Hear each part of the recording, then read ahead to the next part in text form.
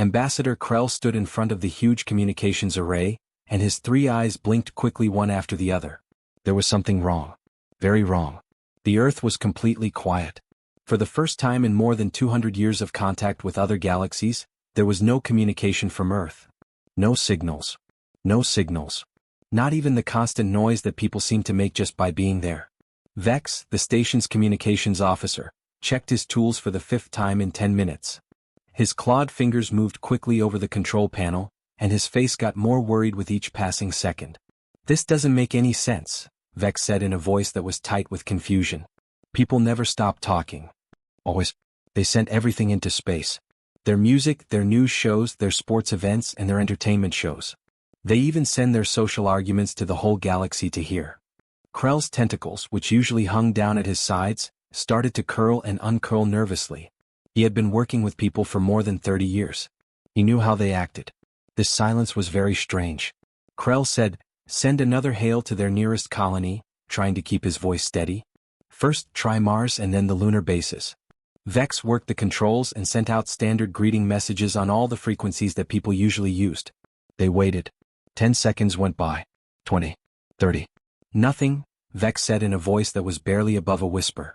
"No response from Mars, sir. Luna is also quiet. I'm looking at the outer colonies right now." He stopped and his eyes got bigger. "Sir, even their deep space monitoring stations have stopped working. The ones they made so that they would never stop sending. Every 6 hours, those stations should send out signals on their own. It has been 48 hours since the last transmission." Krell's blood ran cold. For 48 hours, the most talkative species in the galaxy didn't say a word. This wasn't a problem with the technology. This was on purpose. Within an hour, the Galactic Council heard the news. Krell saw the message spread through the huge room like fire jumping from tree to tree. People from dozens of different worlds on the council started talking at the same time, their voices rising in a loud mix of worry and guesswork. The Krulath swarm had been getting worse for months. This was known by all. The huge group of insect-like creatures had been moving steadily through the outer territories, eating everything in their way. For weeks they had been moving toward human space. Long-range scanners picked up their bioships getting closer and closer to Earth's territory. And now there was no sound on Earth. Council Prime Theron, a tall being with silver skin and eyes that looked like they were glowing, stood up from his high chair. His voice cut through the noise like a knife. "The situation is clear," Theron said in a serious but sure tone. "People have fallen.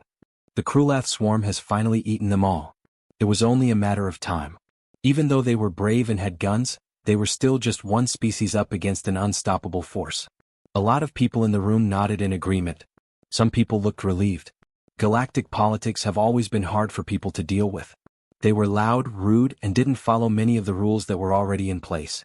They questioned everything, pushed limits, and never seemed happy with how things were. But Krell didn't agree. He didn't agree. This whole thing didn't feel right. He sat down in his assigned seat and thought about memories from decades ago. He thought about all the meetings he had been to with people. The talks. The meals. People seemed to love having drinks and talking late at night. One memory stood out clearly. 5 years ago it happened. Krell had been drinking with a human diplomat named Jack Miller at a neutral station.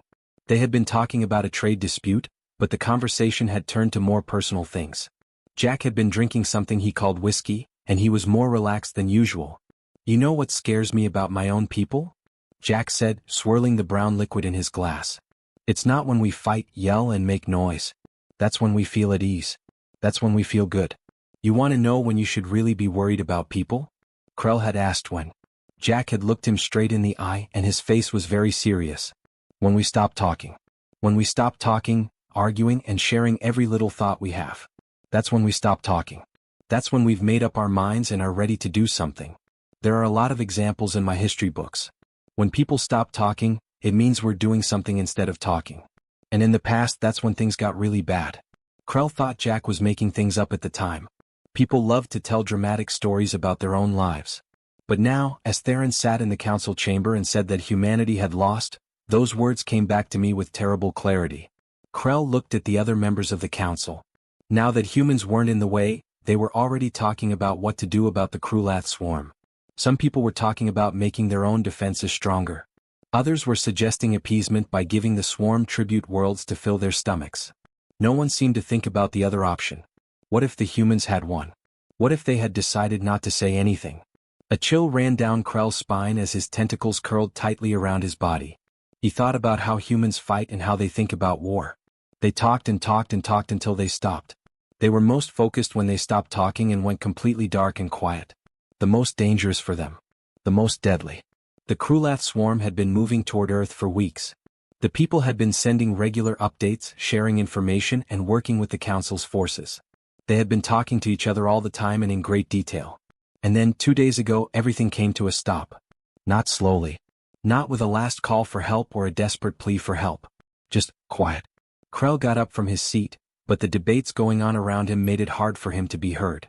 He tried to warn them by talking, but no one was paying attention. They were all so sure that people had fallen. But Krell knew better. Or at least he thought he knew better. In the dark of space, humanity had not yet been defeated. They had gone out to hunt. They stopped talking because they didn't want anyone to hear them coming. It had been 3 weeks since Earth had gone quiet. The Galactic Council finally agreed to send an expedition to look into what was left of human territory. Everyone wanted to stay, but they had to find out how far the Krulath swarm had spread into that part of space. There were 12 ships in the joint fleet, all from different Council worlds. Commander Vex was picked to lead the investigation from the Bridge of the Harmonious Dawn, a huge exploration ship with the best scanning technology in the galaxy. Even though it was clear that the mission was dangerous, Ambassador Krell insisted on going along. When the fleet came out of faster-than-light travel at the edge of the Sol system, everyone on board was on edge. They thought they would find the Krulath swarm here with their bioships crawling all over human worlds like parasites on a dying host. Commander Vex stood at the main console and started the first long-range scan. His main eyes were on the main display and his secondary eyes were on the tactical readouts. The scanning array started to show what was ahead. Then Vex stopped moving. His second set of eyes widened in shock, and all 4 of his pupils opened up at once. "What in the void?" he whispered, his voice barely audible. "Report," Krell said, moving closer to the display. Vex's clawed hand shook a little as he pointed at the screen. "Sir, I can see the Krulath armada. They're here. But they're not going anywhere." The main screen changed to show what the scanners had found. Everyone on the bridge stopped talking. There were thousands of Krulath bioships floating in the dark of space, spread out over millions of kilometers. The huge organic ships that had scared the galaxy for hundreds of years just floated there like dead leaves on a pond. There was no motion. No signs of energy. There were no signs of life at all. "How many?" Krell asked in a low voice. "Initial count shows over 4,000 vessels, sir," a scanning officer said, her voice shaking. "All of them look like they're dead. They don't move at all." Krell stared at the screen trying to figure out what he was seeing. This was the fleet that had been moving toward Earth. The same fleet that everyone thought had taken over the world. But here they were, broken and floating. "Are there signs of human ships?" Krell asked, even though he already had an idea of what the answer would be. Vex ran a lot of scans, looking through their database for every type of frequency and signature. He looked for fields of debris, energy residue, and any signs of human technology. "None, sir," Vex finally said. "Nothing left over. No signs of energy. There is no sign of human ships in the area right now. Like they were never here at all." That sentence hung in the air like a heavy weight. The people had somehow wiped out an entire fleet of Krulath ships and left no sign of their presence. No wreckage. No signatures for spent fuel. Nothing. Krell told them to take us in closer. "Be very careful." The fleet moved slowly through the graveyard of ships from Krulath. The destruction was even worse up close. The bioships didn't break apart in the usual way. There were no big holes in the hull or damage from an explosion. Instead, it looked like they had been killed with great care. They had aimed at and destroyed vital systems with terrifying speed. The red planet looked huge on their view screens as they got closer to Mars. The buildings and other things that people had built on the surface over the years were still there. The fleet thought they would find them destroyed or overrun, but instead they were scarred and broken but still there. Landing parties were sent to the surface. Krell joined the team looking into the huge Olympus Mons garrison, which is one of the biggest military bases on Mars. There were signs of heavy fighting on the outside. The walls were burned by the blast marks. It looked like Krulath bioweapons had damaged a few parts of the building. But the base itself stayed strong with its main structure intact. The main hangar bay was where the team came in. As they walked through the empty hallways, their boots echoed on the metal floor. The emergency lights made everything look red and dim. They found something strange in the main equipment bay. There were supplies and tools left behind, but not in the middle of a retreat. Everything was in order and stacked neatly, as if someone had carefully chosen what to take and what to leave behind. From across the bay, a junior officer named Tex called out. "Sir, you need to look at this." Krell walked over to where Tex was and pointed at a wall. There were words in human English written in bright red paint. Tex turned on his translation tool. "Phase 1 is done. Going dark for Phase 2. The words were written with a steady hand. Not in a hurry. Not freaked out. Calm and careful. Krell touched the paint with his hand. Still a little sticky. It was written not too long ago, maybe in the last week. They planned this, Krell said, more to himself than anyone else. They planned every step of what happened here. The team of investigators went on to Luna, the moon of Earth. The human military base there showed even more. Mars's base looked like it had been in a fight, but Luna's base was clean. But it was also totally empty. The lockers for weapons were empty and open. The vehicle bays were completely empty. The personnel quarters were clean and tidy, with made beds and no personal items. It looked like thousands of people had just packed up and left in an orderly way. But the command center was the most scary part. Every computer terminal had been erased. Charts for navigation had been taken down. Databases for strategy were cleaned out. The people had taken everything that could be useful and deleted everything else. Krell walked through the empty command center. The only sound in the big room was his footsteps. Then he saw something on the main control panel. A small data chip that was carefully placed in the middle of the main display. He carefully picked it up and turned it over in his hands. It was clear that it was meant to be found. "Connect this to a secure reader," Krell said. "Only for the isolated system. Not connected to ship networks." In just a few minutes, his team had set up a separate terminal. Krell put the chip in and then stepped back. The holographic display turned on and showed a woman in a military uniform. Colonel Rita Hayes was written on her name tag. Her face was serious and her eyes were hard and focused. Her left cheek had a new scar on it, and her uniform looked like it had just been in a fight. The message started to play. "If you're watching this, you're probably wondering where we went," Colonel Hayes said in a calm, cold voice. "You're probably in one of our bases, looking at our empty buildings and trying to figure out what happened." She stopped for a moment and something that might have been a smile crossed her face, but it didn't feel warm. "The Krulath made a mistake. They thought we would fight them like your people do. Stay strong. Protect our land. Make a lot of noise and hope for the best." She shook her head very slowly. "That's not how we act when we're serious." Colonel Hayes leaned forward a little, and it looked like her eyes were looking right at the person who was watching. "We got our civilians out weeks ago. Everyone on Earth, Mars, Luna, and all of our colonies, including men, women, and children. You won't be able to find them because they're safe. What you see here isn't losing. It's the first step in our plan." Krell felt a chill in his blood. "The Krulath came to our house thinking it would be easy to catch us. We let them in. We made them think they had us trapped. We were getting ready while they were looking at our planets." Hayes' face got harder. "We don't fight wars to protect ourselves anymore. Not when the enemy has made it clear that they won't stop until everything is gone." The camera pulled back to show her whole body as she got up from her chair. "We're looking for them now. All of the hives. Every world of breeding. Every queen. We will find them all and put an end to this threat for good. Not just push them away. Not just tell them to leave us alone. We will make sure that the Krulath swarm never threatens anyone again." Colonel Hayes picked up her helmet from behind the camera. "Don't look for us. Please don't try to find us. We are dark for a reason. We'll come back up when we're done, when every last Krulath hive has been destroyed. This is your warning and our promise until then." She put on her helmet and said, "People don't give up. We change. We get through it. And when something threatens our lives, we don't just get through it. We get rid of it completely." The hologram disappeared and the message stopped suddenly. Krell stood in the quiet command center, looking at the empty space where the colonel's picture had been. His team members looked at each other with shocked and growing fear on their faces. The humans had not lost. They had fought. A real war. War in full. And they did it without saying a word. At first, the reports came in slowly, but then they came in so quickly that no one could ignore them. Every day, new information came into the Galactic Council's main office.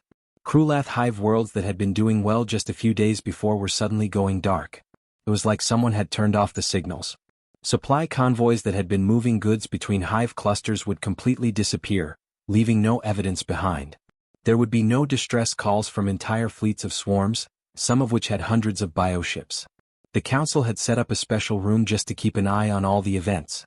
A huge holographic display showed the galaxy, with red dots marking where the Krulath were known to be. Every few hours a red dot would blink out and then go away. Ambassador Krell watched the show with a mix of fear and amazement.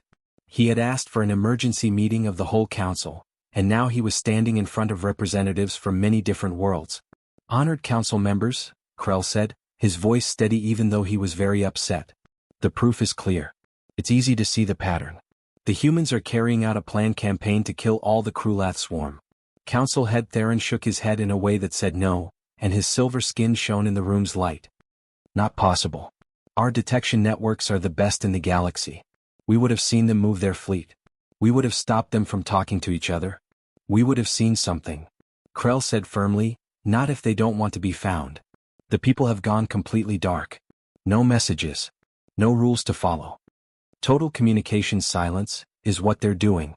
A member of the Deltharian Empire's council spoke up, sounding doubtful. "Ambassador Krell, are you saying that one species is somehow killing off the Krulath swarm?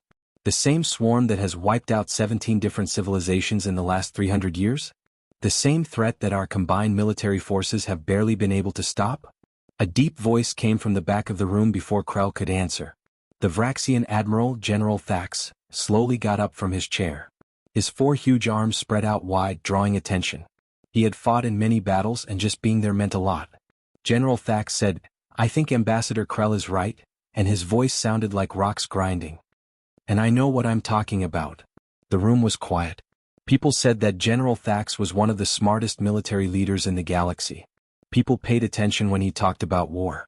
30 years ago, I fought with human forces in what they call the border wars," Thax said as he moved to the middle of the room.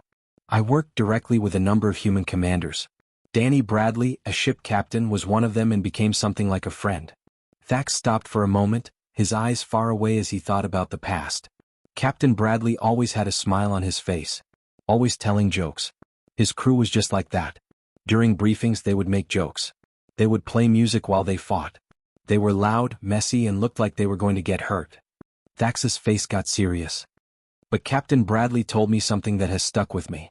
He said, 'General, do you want to know when you should really be worried about people? When we stop making fun of each other. When we stop talking and pay attention. That's when we stopped having fun and got to work.'" General Thax pointed to the holographic display that showed the positions of the Krulath disappearing. "The humans have stopped making jokes. They've stopped talking. And now we can see what happens when they put all of their effort into one goal." A group of analysts from the council came forward to share what they had found. The lead analyst, who was thin and had 6 arms and compound eyes, started a detailed presentation. The analyst said, "We've been keeping an eye on the pattern of Krulath losses. At first it looked like it was random. A hive world here and a supply fleet there. But when we draw it out, the pattern becomes clear." The display got bigger and showed a 3-dimensional map of the Krulath territory. Lines appeared that linked the destroyed positions. "They're working from the outside in," the analyst said. "First, they cut off the Krulath's outer supply lines. After that, they began attacking breeding colonies in far-off areas. They're now heading toward the main hive worlds. Every strike is precise.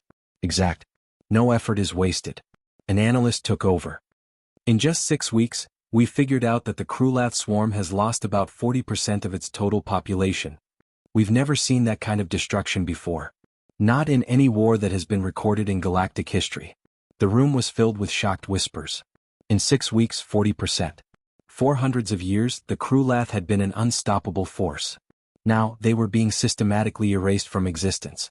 "And the worst part," the analyst said, "is that we haven't found a single dead person. No signals of distress. No recovery work. They're either not losing anything or they're so disciplined that they aren't leaving any evidence behind." Theron got up and his face showed that he was not as calm as usual. "But where are their requests? What are their ultimatums? They must want something from us, right?" Krell moved to the middle of the room, and his tentacles curled up tightly with stress.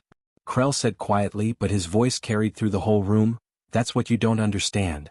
They're not sending us a message to talk things over. They don't want to get an edge or political power." "What are they doing?" asked a member of the Sorvian Cluster Council.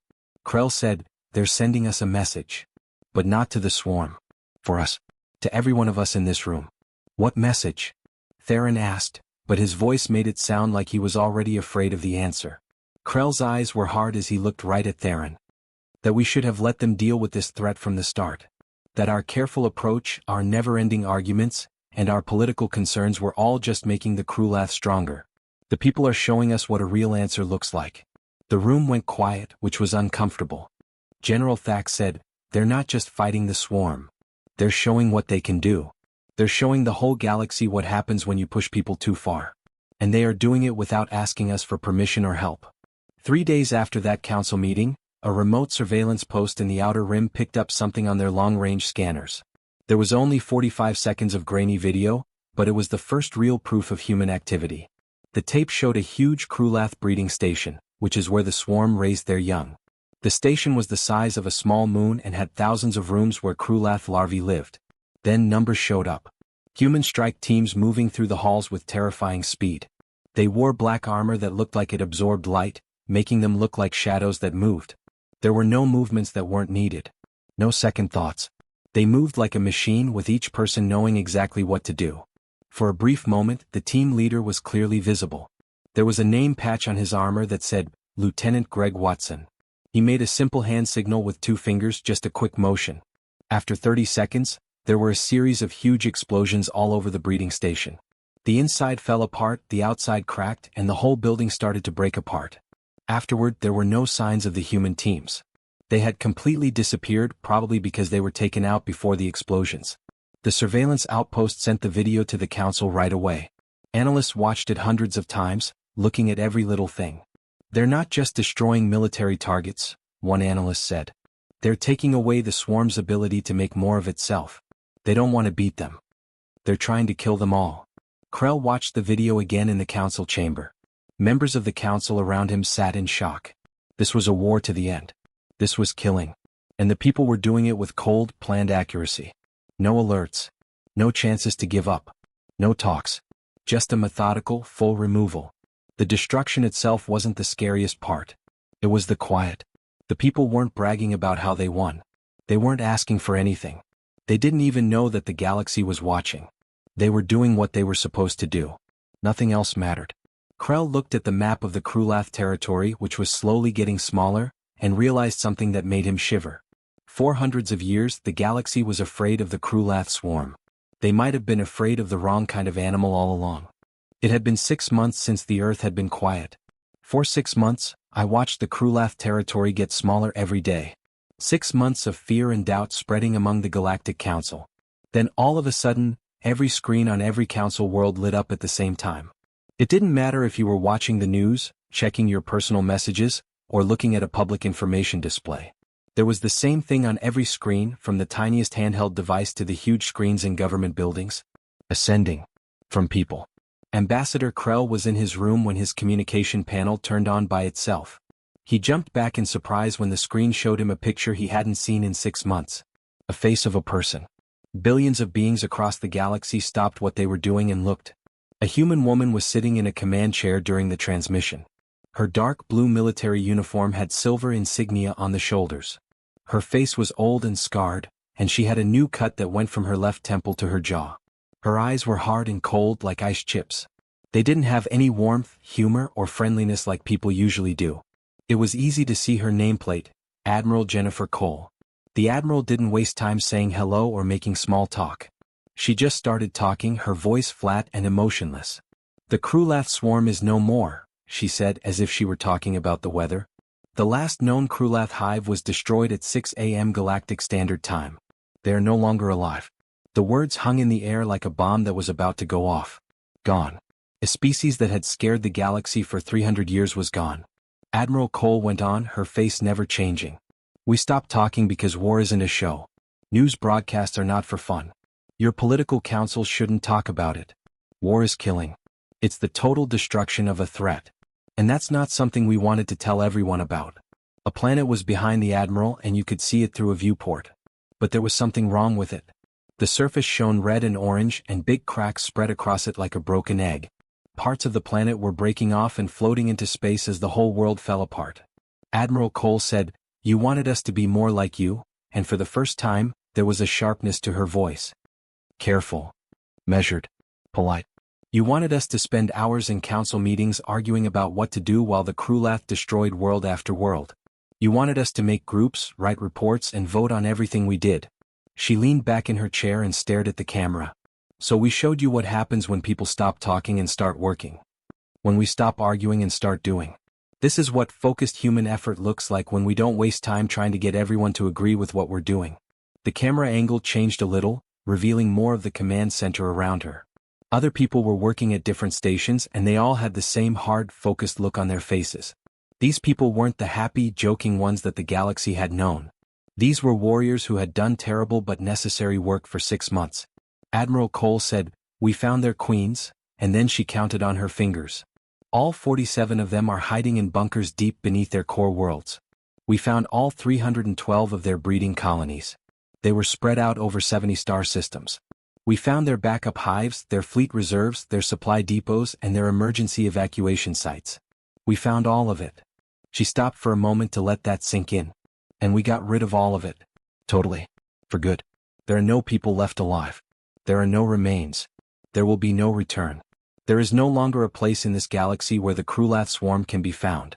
The planet behind her finally broke apart completely. The pieces flew off into space in a silent explosion that could be seen through the viewport.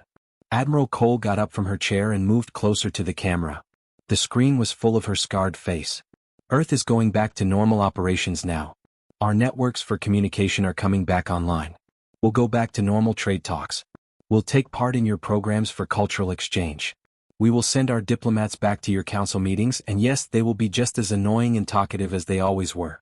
For a split second, something that might have been a smile crossed her face, but it wasn't warm. But I want you to remember this silence. Keep these 6 months in mind. Keep in mind that we decided to break this silence. We could have stayed in the dark. We could have stayed in this mode of operation. But we are choosing to come back to your galactic community and be the loud, argumentative people you know and love. She leaned forward and held on to the edge of her console. The next time something threatens this galaxy, and there will be a next time, maybe ask yourselves this. Do you want the humans who talk, debate, and argue about every little thing? Or do you want the people who don't talk and just get the job done? Admiral Cole stood up straight, showing off her military bearing. Because you can't have both. You can have the nice people who laugh at your jokes, share their music, and argue passionately in council chambers. Or you could have the people who got rid of a plague that had been around for 300 years in 6 months. But those are two very different ideas of what it means to be human, and you need to choose which one you like better. A man came into view at the edge of the screen and walked over to stand next to the admiral. He was younger, probably in his 30s, and he was also in a military uniform. The nameplate said he was Captain Billy Ross. He had a data pad and looked professional. "Casualty report, Admiral," Captain Ross said in a clear, steady voice. "Final count. 93 people died during the operation. 7,246 Krulath hive worlds have been destroyed. Total success in strategy." The numbers were mind-blowing. 93 people died, but an entire species was wiped out. 7,000 worlds are free of the Krulath. Admiral Cole took the data pad from Captain Ross, looked at it for a second, and then looked back at the camera. 93 brave men and women gave their lives to make this galaxy safer, she said, and for the first time, her voice showed emotion. Sadness. Honor. They won't be forgotten. People will remember their names on Earth for as long as there are people. She gave the data pad back to Captain Ross and went back to listening to the transmission. Those 93 died so that no other species would have to fight the Krulath. So that no other civilization would be destroyed. So that no other worlds would see the swarm take their people. They died fighting a war that your council talked about for decades without ever doing anything about it. Admiral Cole went back to her chair and sat down. "Acceptable losses," she said firmly. "Captain Ross, give the order. All parts of the fleet must return to the Sol system right away. Operation Silent Extinction is over. Time to go home." "Yes, Admiral," Captain Ross said, already working on his data pad. Admiral Cole looked at the camera one last time. "This message is going out to all council worlds at the same time. Please consider this our official notice that humans are back to normal galactic business. Our ambassadors will go back to work. Our trade ships will start sailing again. Our scientists will start working together on research again. Everything goes back to normal." She got up and got ready to end the transmission. "But always remember what you saw here today. We went silent for 6 months and got rid of a threat that you couldn't handle for 300 years. Don't forget that. We didn't ask for permission, get approval, or wait for a council vote. Don't forget that. Admiral Cole took her hat off the arm of her chair and put it on her head. Humanity protects its own. And when we decide that something needs to be done, we do it. We don't talk about it. We don't talk about it. We don't show it on TV. We just do it. She gave the camera a small, polite nod.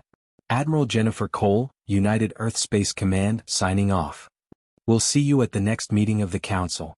The transmission stopped just as suddenly as it had started. Screens all over the galaxy went back to normal, and billions of beings were left in shocked silence, unable to believe what they had just seen. Ambassador Krell sat still in his room, with his tentacles hanging down at his sides. He had just seen humans announce the complete destruction of the galaxy's biggest threat, as if they were writing a routine military report. 93 people are dead. The whole species is gone. 6 months of quiet, effective war. And now they were going back to normal, as if nothing had happened. Krell knew for sure that the galaxy would never see humans the same way again. People were still friendly and talkative just like everyone knew them to be. But now everyone knew what was going on behind that friendly face. When pushed too far, this species would stop talking and erase you from existence. Something amazing happened all over the galaxy just a few hours after Admiral Cole's transmission ended. It was as if a switch had been flipped, and Earth's communication networks came back to life. People's colonies played music, from classical symphonies to loud rock concerts. News broadcasts started up again, and people were happily talking about sports scores, the weather, and local politics. Diplomatic channels were open again and busy. Trade frequencies were full of merchants arguing over prices and delivery times. It was like the last 6 months had never happened. Like people hadn't just wiped out a whole species from the face of the Earth. They were back to being their usual loud, messy selves. When Ambassador Krell's personal communication terminal rang, he was still going over everything he had seen in his office. The screen showed that a call was coming in from Earth. From Ambassador Paul Garcia, the Galactic Council's main diplomat for all of humanity. Krell thought about it for a moment before answering the call. The screen was full of Paul Garcia's face and he was grinning widely. He looked just like Krell remembered him from 6 months ago, friendly, full of energy and with that natural warmth that people seem to have. Krell. Hey friend. Long time no talk. Garcia said happily as if they were old friends catching up after a trip. We're sorry we've been so quiet lately. You know how it is? I had to deal with some pest control problems. Anyway, I wanted to talk to you again about the trade deal we were talking about before all of this started. Krell's brain was having a hard time understanding what he was hearing. Control of pests? They were calling the complete death of the Krulath swarm pest control? Garcia kept going without missing a beat, pulling up papers on his end. I've been going over the medical supply contract, and I think we can give you better terms than what we talked about before. We have some new production facilities coming online, which will let us ship about 30% more. Also, if you're still interested in those farming tools, we could put them all together and give you a discount. He talked about delivery schedules and trade margins with such casual enthusiasm that it sounded like Admiral Cole's transmission was a whole other company. Like the cold-eyed military leader and the happy diplomat weren't even the same kind of person. Krell found his voice, but it wasn't very steady. Ambassador Garcia, after everything that just happened, you're calling me about trade deals? Garcia's smile never changed. Yeah, life goes on, right? The threat is over. There's no point in thinking about it. We have to build futures, keep partnerships going, and do business. By the way, your people were interested in our new technology for cleaning water. If you want to see them, I have the specs ready to send. The talk went on for another 20 minutes, with Garcia happily talking about different business and diplomatic issues. His voice never changed. He was always friendly and never lost his cool. It was like talking to someone who had just come back from a relaxing vacation, not a military campaign that affected the whole species. Krell sat quietly and stared at the blank screen after the call ended. The difference was huge. The people had turned on a switch and all of a sudden, everything was normal again. Back to being the friendly, chatty species that everyone knew. But Krell would always remember what was underneath that friendly face. 3 months went by. The galaxy slowly got used to the new situation. The Krulath were no longer there. There were whole areas of space that had been dangerous for hundreds of years that were now safe to explore. Trade routes that had been closed for a long time were opened again. People in the colonies who had been living in fear could finally relax.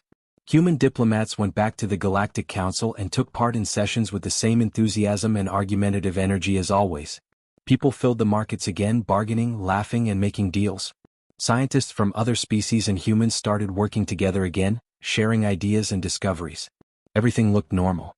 Too normal.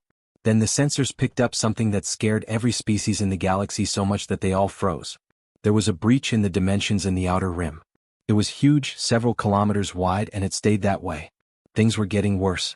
Hostile beings from another dimension that we don't know about and are clearly hostile. They had already destroyed 2 mining outposts and were on their way to systems with people living in them. The Galactic Council met in an emergency session just a few hours later. People from all the major species came together in the big room, and you could see fear on every face. They had just seen the Krulath disappear from the world. Now something new and maybe worse had come up. Council Prime Krell had never seen Theron look older and more tired than he did at the podium. The leader with silver skin looked around the room, his eyes moving from face to face, reading the fear in the room. "Contact Earth," Theron said quietly. This was something that would have been unthinkable just a year ago. Right away. No question. No forming of committees. No votes. Just a direct order to call the people and get help. It took less than 3 minutes for the answer to come. The main display turned on, showing a communication line from Earth's military command. Admiral Jennifer Cole was on screen, but she looked different this time. She had a smile on her face. Not the cold, hard look she had in her last message, but a real, warm smile.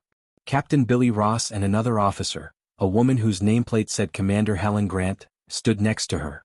"Council Prime Theron," Admiral Cole said with real excitement. "We heard about the problem with your dimensional breach. Those things are bad business. But hey, good news, we've already run scenarios on this kind of thing." She pointed to Captain Ross, who brought up a holographic display. Cole went on, her voice lively and excited, like a teacher who can't wait to share what she knows with her students. "We have 17 different response plans ready to go. Want to hear them? So, Plan A is to use specially modified quantum torpedoes to carefully blow up the weak points in the dimensions. We can figure out the exact resonance frequency and we have the tools to do it. Plan B is more aggressive. We could try to destabilize the breach from both sides at the same time, but that comes with some risks." She kept talking, excitedly going over each plan in detail. Captain Ross added technical details. Commander Grant gave logistical evaluations. They sometimes talked over each other, arguing about the pros and cons of different approaches, the details and the possible problems. They made a lot of noise. Full of energy. They are completely honest and open about what they can do and what their options are. Ambassador Krell sat in his council seat and listened to the humans cheerfully argue about 17 different ways to fix the problem. He felt a wave of relief wash over him so strong that it almost made him dizzy. They were having a conversation. The people were talking, arguing, explaining, and sharing their ideas freely. They weren't hunting as long as the people were talking. They hadn't decided to be quiet and do things their own way yet because they were still talking about plans and options. General Thax, the admiral of the Vraxian fleet, leaned toward Krell. His forearms were relaxed and for the first time in months, his face was calm. "Do you remember what Captain Danny Bradley told me once?" Thax said it quietly so only Krell could hear. He said, "General, we'll laugh with you, drink with you, and argue with you about everything. We'll argue until everyone is sick of hearing us talk. But you should be worried when we stop talking and arguing and laughing. Because silence means we're done talking and ready to get to work." Krell nodded slowly, now fully understanding. Admiral Cole was now on Plan F on the screen. He was excitedly explaining how they could use gravitational lensing to change the energies in the other dimensions. Commander Grant didn't agree with her way of doing things and suggested a different one. Captain Ross was looking up numbers to back up his own version of the plan. They were having a fight. Very loudly. With a lot of passion. With a lot of hand movements and breaks. Krell had never seen anything so beautiful before. The humans were giving the galaxy a choice, but most beings didn't fully understand it yet. They could have the friendly, talkative people who would argue, talk, and debate about every little thing. People who would share what they know, work with other species, and get along with everyone. Or they could go too far and get the quiet version. The cold, efficient version that would go dark and fix things for good, without asking anyone or having a debate. Krell saw the 3 human officers happily arguing about which plan was best for fixing the dimensional breach, and he realized something very important. It was a gift to have 6 months of silence. A warning that comes with mercy. When pushed to their limits, people had shown the galaxy what they could do. They had shown their true power, not to brag or scare people, but to make sure everyone knew what was at stake. They were now offering a way to move forward. "Please work with us. We want to be your friends. Let's talk, argue, and debate. No one wanted to see the other option, which was the quiet people who had erased the Krulath in 6 months. The most powerful weapon of mankind wasn't their advanced technology. It wasn't their smart military strategies, their willingness to take risks, or their military tactics. Their best weapon was the choice they made. Their ability to choose when to speak and when to be quiet. When to work together and when to do things on your own. When to be friendly partners and when to hunt down prey. And right now they were choosing to be partners. To have a conversation. To give. To work together. Council Prime Theron was asking Admiral Cole questions about Plan C in a polite and interested way. Other members of the council were adding their thoughts and concerns. The people were very responsive, taking in suggestions and changing their plans based on what they heard. It was working together. Working together for real. The kind that only worked when both sides wanted to be a part of it. Krell sat back in his chair and smiled a little. The galaxy had learned its lesson. People had taught it well. And everyone could relax a little more as long as the people kept talking, arguing, and being loud and crazy. They all knew what silence meant now. And no one ever wanted to hear that silence again. Claude is an AI, so he can make mistakes. Please check the answers again.